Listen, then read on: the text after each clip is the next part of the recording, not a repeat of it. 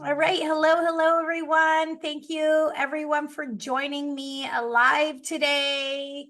We just wrapped up an amazing 7-day challenge. It was a 7-day challenge for women over 40. It was our summer shape up for summer challenge or summer shape up challenge because we're still in summer.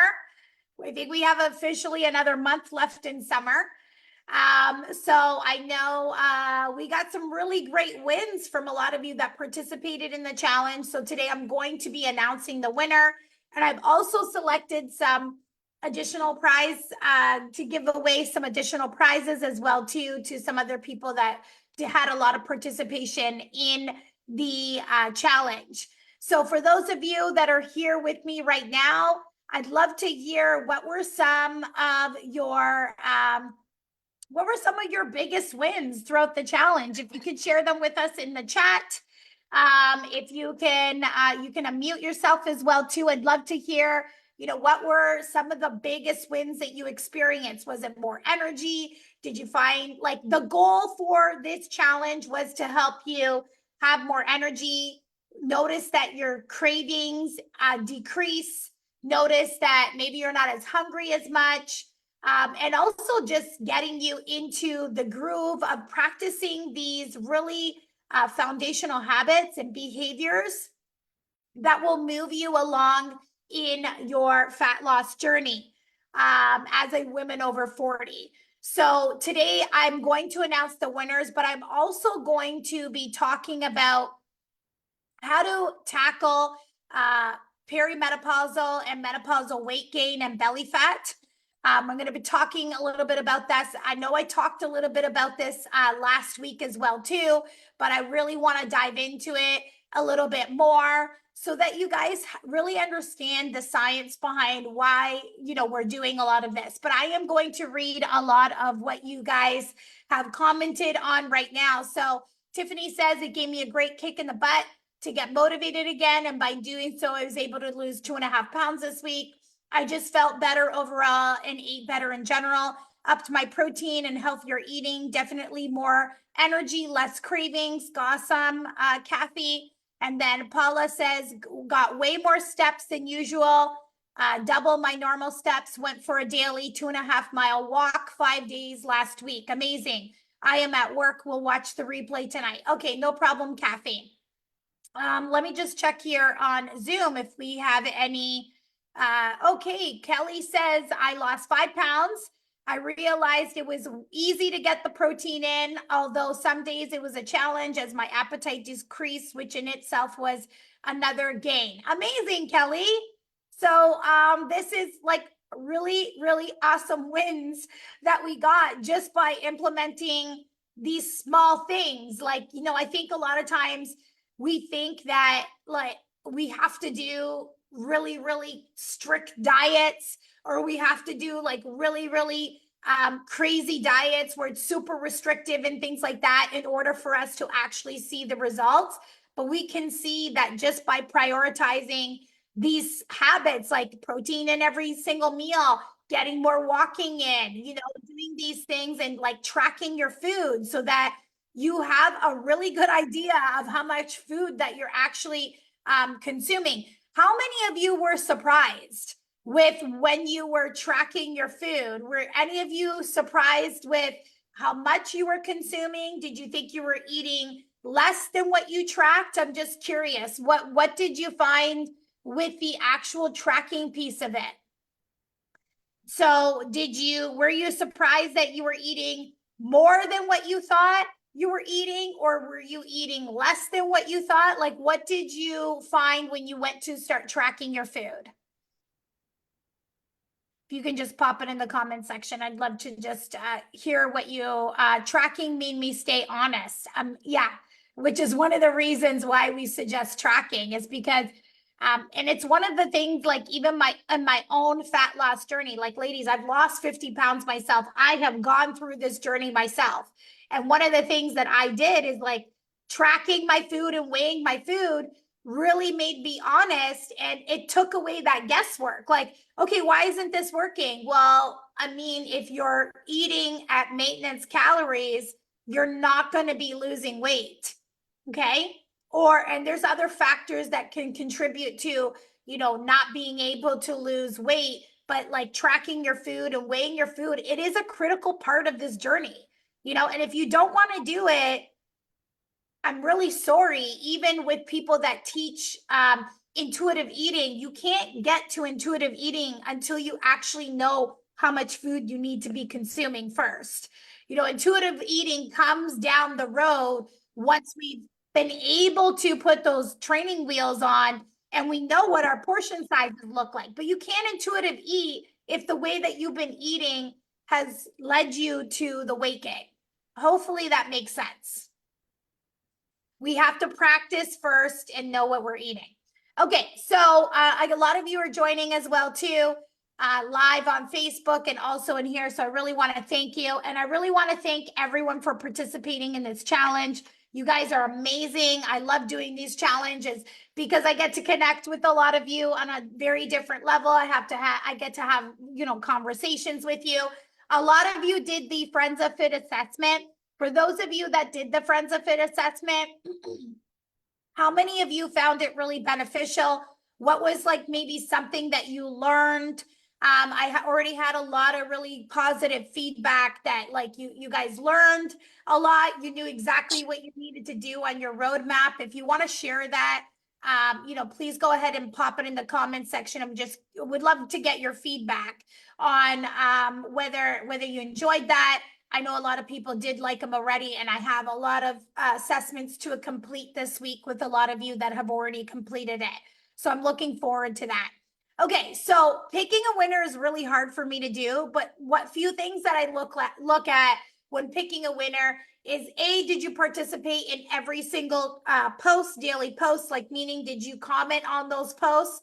The other thing that I look at is like, did you participate in the bonuses, like on the days that I said, post a picture of your meal or post a picture of yourself walking, whatever the case may be. I look at that. And then I also look at participation in the group chat and also whether you're encouraging other members as well too. Like I am big on how much are you participating? How much are you putting into this? So this was really hard for me to pick, but I will announce the winner. So the winner is Nancy Davidson. So congratulations, Nancy, for winning the $100. I will be reaching out to you personally. I did also decide to pick 2 additional people for additional prizes. So the second person that I chose is Shanta. She's won a $25 Lululemon gift card, or you could choose an Amazon gift card, whatever you prefer. And that is because she participated in a lot of the mini bonuses and also came to our calls. And then the second person that I picked was Carrie Leo for her participation in the mini bonuses and also within the group chat as well too. So congratulations, ladies. Thank you so much for participating. It was really hard for me to pick because there were so many of you that participated and really cheered each other on. But listen, I run these challenges quite often. So I normally do a 7, 14, or a 21-day challenge. The next challenge that I will be running will be a 21-day challenge. So that challenge will be a $500 cash prize that you can win. So just look out for those challenges, lady. But the biggest win that you showed up for yourself. The biggest win is that, you made these great, incredible changes within, 1 week. And I just want to make sure that you all have a plan moving forward on what you need to be doing so that you can continue to see the great results that you've already had. Okay. So the other thing that I want to do, let's get into the training today on how to tackle, that perimenopausal or menopausal weight gain and belly fat. Okay. So I'm really focused on helping women over 40. It's my passion right now. And simply because I'm within this age group and majority of our clients that we help are 40 plus. And so whether you're just starting to notice changes in your body or you've been struggling for a while, this live training is really going to give you the tools and understanding you need to take control of your health during perimenopause and menopause. So let's talk about, perimenopause. I think we reviewed this as well too, but so perimenopause is the period of time or the transitional period of time that's leading up to menopause. Typically that starts in your 40s. However, it can begin earlier. So this is a 7 to 10 year window before you hit menopause. So menopause is classified by 1 year of you not having your period. Now, if you're a woman that has had a hysterectomy, this is kind of hard to track. However, there are tests that you can do that will indicate whether you are in hit menopause or not, as long as you have functioning ovaries, okay? And really what menopause is, ladies, is the dysfunction of your ovaries, okay? So if a lot of you have not done so already, I strongly recommend that you go and read the book, The New Menopause by Dr. Mary Claire Haver. This is an incredible book, a really good resource and education for a lot of you women. She talks about, the whole process of perimenopause, menopause, what's going on, and some really great information for you ladies. And you'll find that a lot of what I teach is very similar to what she's teaching in terms of what women need to do during this time frame to help with that menopausal weight gain that happens, okay? So we covered what perimenopause is. Menopause is that 1 year, that date, the 1 year date, day number 365 that you have not had your period. That's menopause. The next day it becomes postmenopause. Okay. So during this time, your body goes through significant hormonal shifts, especially in estrogen and progesterone levels. These hormones are not just related to reproduction. They also play a crucial role in regulating your metabolism, how you store fat, and your overall body composition.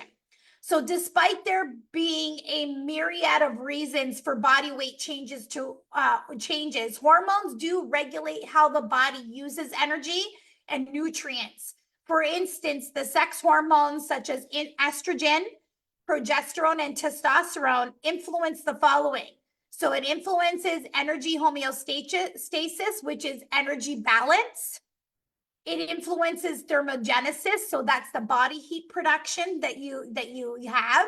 It influences insulin sensitivity.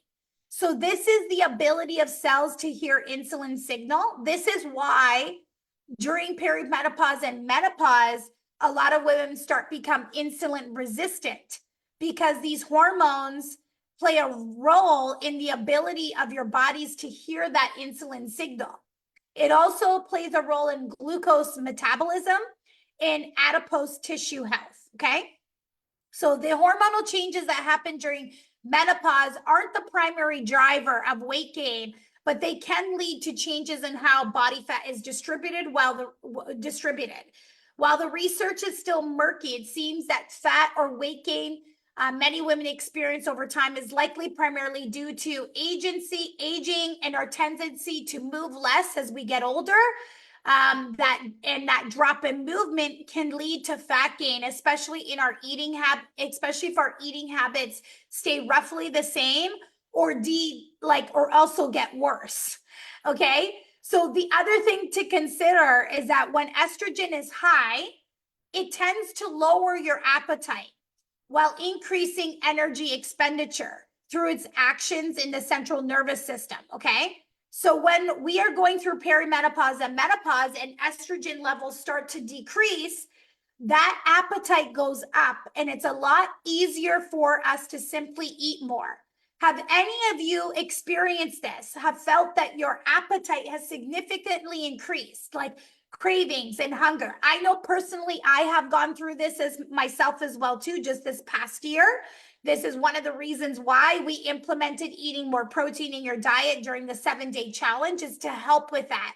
But how many of you have noticed this, that your appetite and craving has definitely increased during this time frame? Okay, that is due to the loss of estrogen during perimenopause and menopause. Okay, as estrogen levels drop, the body tends to store more fat, particularly visceral fat, which is that fat that surrounds your organs.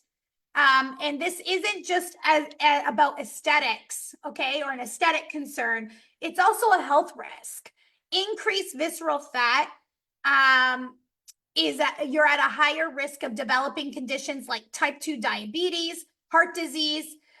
So addressing these type of weight gain isn't just about feeling better in your clothes. I know that like a lot of us come with that motivation, but it's also about protecting your long-term health, okay? So let's dive deep into a little bit more about why this matters. One of the major risks associated with increased belly fat during perimenopause is the development of type 2 diabetes. This is not just a theoretical risk. Many women in perimenopause or menopause begin to show signs of metabolic dysfunction, which is essentially when your body isn't processing and storing energy as efficiently as it should. And when we talk about metabolic dysfunction, we're talking about a cluster of conditions. So insulin resistance, which again happens. We know we become more insulin resistant because we have lost progesterone, estrogen, and testosterone. Elevated blood sugar levels, abnormal cholesterol levels, and an increase in blood pressure. So these conditions together are what we call metabolic syndrome or metabolic dysfunction, which significantly raises your risk of type 2 diabetes and cardiovascular disease. Right now, right now, we know that there is 94% of the North American population has metabolic dysfunction. And this is why we focus on, in our program with our clients, this is the first phase that we focus on, is helping them improve their metabolic health. Because when we improve your metabolic health, fat loss becomes a lot more easier. So we want to really get to the root cause of what's going on and address that. So in perimenopause and menopause, because of these hormonal changes, your body's ability to use insulin efficiently decreases. Insulin is the hormone that helps your body use glucose for energy. So when insulin isn't working properly, your body starts to store more fat, especially around the belly. This is a clear sign that your metabolism is struggling and is something we need to address sooner than later. So one of the things that you can do to test right now is if you have a waist circumference over 35 inches, this is a big red flag of metabolic dysfunction. So this is why we want to make sure that we're addressing these things, okay? So what can we do about it? Let's talk about it. And you're probably, I'm repeating myself, but it's important for me to repeat myself, ladies, because if you're like, oh, okay, Sarah, you already talked about this, but it's really important that I talk about this because sometimes, maybe we missed something the first time I said it. So we're going to go over what we can do to help, okay? So first of all, what we need to be doing is optimizing your nutrition, okay? We got to focus on your diet. The diet is what's going to drive the fat loss. Nutrition plays a huge role in managing weight gain during perimenopause and menopause. So one of the most important changes you need to make is to balance those macronutrients. This means ensuring you're getting enough protein, which is what we practice in the 7-day challenge, healthy fats, and complex carbohydrates. Protein is essentially important because it helps maintain that muscle mass, which naturally declines when we age, and it also helps support your metabolic function. The other thing that protein does, and it helps you feel very full and satiated, and it also helps you regulate those blood sugar levels, okay? So again, when we're in perimenopause and menopause, we become more insulin resistant. So the protein and having this important macronutrient and getting enough of it in our body helps with that.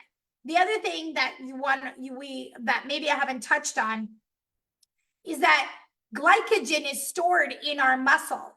So if we are losing muscle as we age, your body has nowhere to store it. Okay, so that is why we also want to be doing strength training, which I'll touch on that very shortly. But the protein is what helps us build that muscle. Okay, the other thing that we want to do is reducing the amount of refined sugars and processed foods. So again, this is why I talk about 80% whole foods. 20% fun foods, we can still incorporate that. But we want to make sure that, we're having a limited amount of processed foods, that 20% mark, okay? Instead, we want to focus on whole foods, lots of veggies, lean proteins, healthy fats like avocados, nuts, and then also some really great carbs. Okay, we want to get some complex carbohydrates in there, like sweet potato. We could do brown rice. We could do quinoa, these types of really great complex carbs, okay? The other thing that we need to be doing is strength training. Exercise is another critical component. Specifically, strength training is incredibly beneficial for women in perimenopause and menopause. So lifting weights helps you build and maintain muscle mass, which is crucial for keeping your metabolism active. Okay, the more muscle we have on our body, the more calories our body burns at rest. Now, when I talk about strength training, we want to be doing at least 2 to 3 sessions. 3 to 4 would be really ideal. But if you're starting off 2 to 3 sessions a week of strength training, focusing on major muscle groups, like legs, back, chest, we want to be focusing on these major muscle groups, and we want to be doing compound lifts. And I think I talked about that last week about the compound lifts. The other thing that's really important is like the way that you're strength training. Okay, just because you pick up some weights doesn't necessarily mean you're strength training. Like if we're going to be strength training, we want to be strength training properly.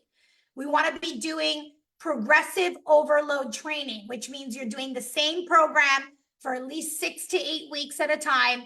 And we are trying to increase our weights week after week. And the reason why we're doing that is to ensure that we are stimulating muscle growth. Okay. So ladies, that does not mean that, it does not mean that, doing group fitness classes with those tiny little weights means that you're strength training. I don't know if Tiffany, are you still on here? Are you still watching? If Tiffany's still on here and watching, Tiffany used to do Orange Theory before she came to me. Let me just see if she's on right now. I know she was before. Tiffany, comment yes if you're still watching me. But Tiffany used to do Orange Theory before she came to me. And then basically, after Orange Theory, she came to us. She started doing the right type of programming, and her body completely changed. And that's because we focused on progressive overload training. Her body was, we had the nutrition in place as well too, and her body was able to make those changes. Okay, so don't be afraid to lift heavy. We also want to make sure that safety is your main priority. Like the main top thing is that you're being safe. So proper form and technique. So this is why working with a coach is really beneficial, because we can help you with that.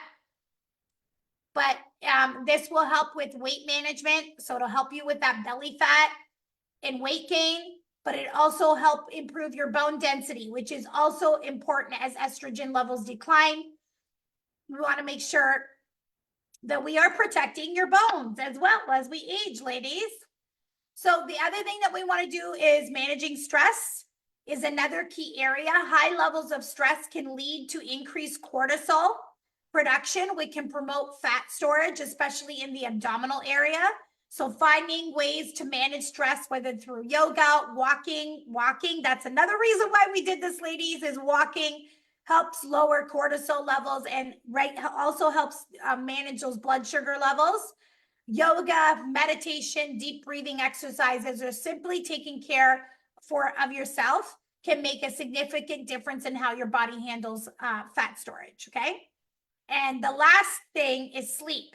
Sleep is often overlooked, but it's critical for hormonal balance and overall health. Poor sleep can also increase hunger hormones and make it more difficult to lose weight. So pay attention to that. On those days that you're only getting 4 or 5 hours sleep, how many of you find that you're super hungry that day?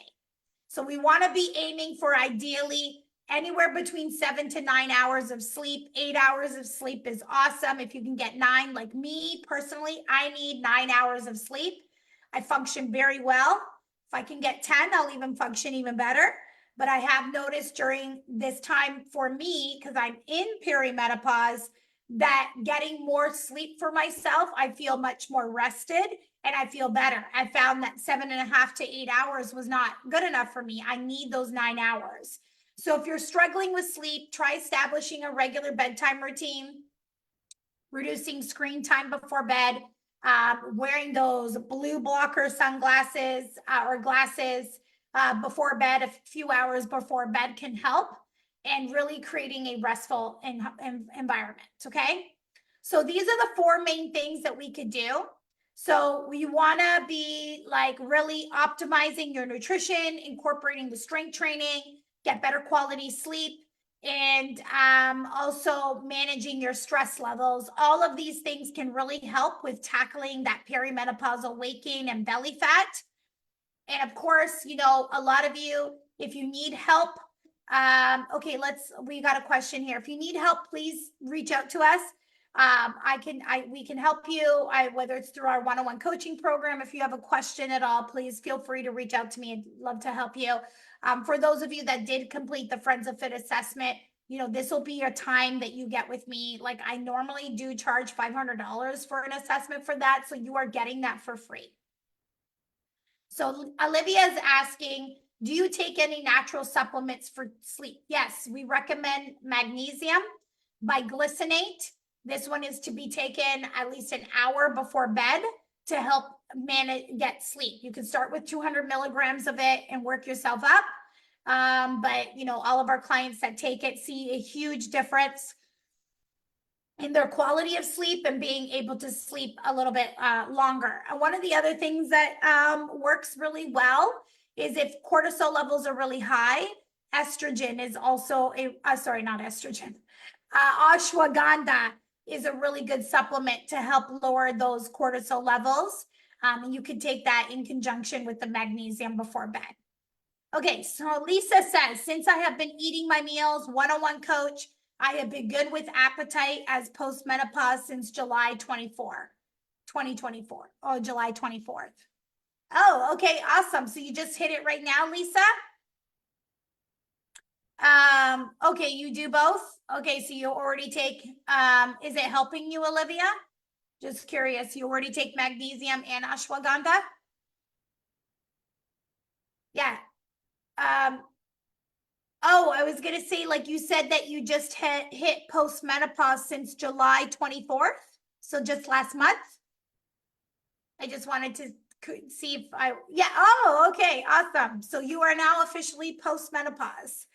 And so with appetite, yeah, you've noticed that your appetite is not as you're not as hungry and not have a lot of cravings because you're eating a lot of protein, which is awesome. Have you noticed any of your other hormonal symptoms improve as well too, Lisa? Just curious about that. You don't have to answer that if you don't want to, but just curious about that. All right, ladies. So I hope that was really great information for you.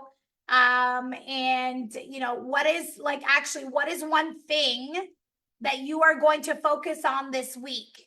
So whether you did the challenge with us and you've already established some really great habits, or maybe there was something from this training that you're like, okay, I think I need to start incorporating this, pop it in the comment section. What is one thing that you can start doing right away this week that we can focus on?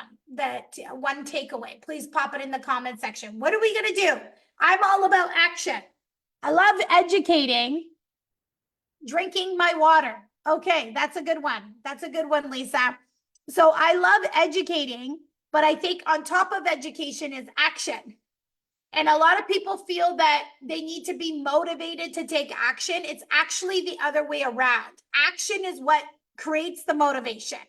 Because when you actually do what you say you're going to do and you follow through on it, it motivates you because you build up that confidence. You're like, oh my God, I did it. Like, how many of you feel so much more confident this week because you took action? I had so many people join the challenge and didn't do anything. And so for those of you that did do it, like, you should feel very, very proud of yourself. You took action this week. So are you more motivated now by taking action than you were last week? Pop a comment, pop a yes or a no in the comment section. Do you feel more motivated because you actually took action? So Olivia says meal plan. will help me not looking for snacks and more walks. Yes, amazing, Olivia. Yes, motivated to continue. Amazing. So you have to understand it's the action that's motivating you. It's not the other way around.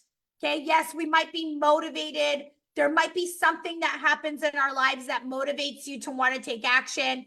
Like maybe you see, somebody in your family sick, so you want to take action. Maybe it was, your clothes aren't fitting you well anymore, so you want to take action. So you're a little bit more motivated. But really, the reality is that action is what motivates you.